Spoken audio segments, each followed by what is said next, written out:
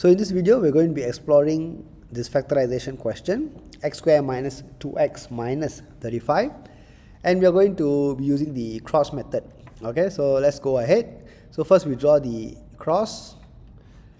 Okay, and as we mentioned before, the first column here is for the x squared term, so in this case is x squared.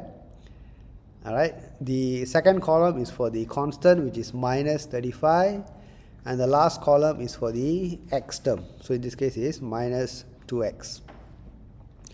Alright, and then we look for the factors to create these numbers. So for x squared, it's straightforward, only x times x is going to give us x squared. Alright, and for 35, alright, we need to choose the factors. Now, again with practice, selecting these numbers can be a bit more intuitive. Alright, and the way we go about is to look at what we want. We want to achieve a minus 2x, alright, as the middle term. So in that case, we want to choose some coefficients here that will eventually give us minus 2.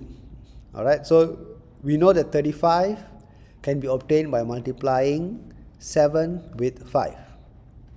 Alright, so 7 times 5 is going to give us 35. Alright,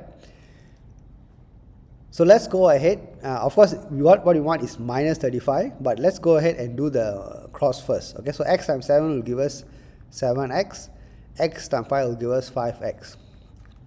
Okay, so what do we want? We want negative 2x. Okay, we want negative 2x. So to get negative 2x, the 7x must be negative and 5x must be positive, correct? Because since we want the result here to be negative, alright, the bigger number should have a negative coefficient and the smaller number should have a positive coefficient. Alright, so to get negative 7x, I must put a negative 7 here.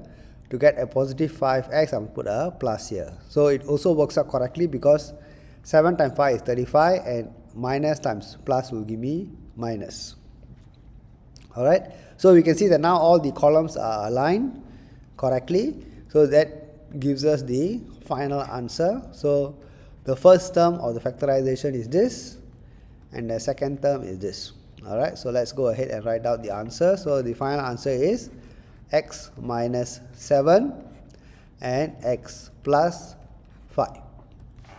Alright, so that's how you use the cross method to perform this factorization. Alright, thank you for watching. I'll see you in my next video. Bye.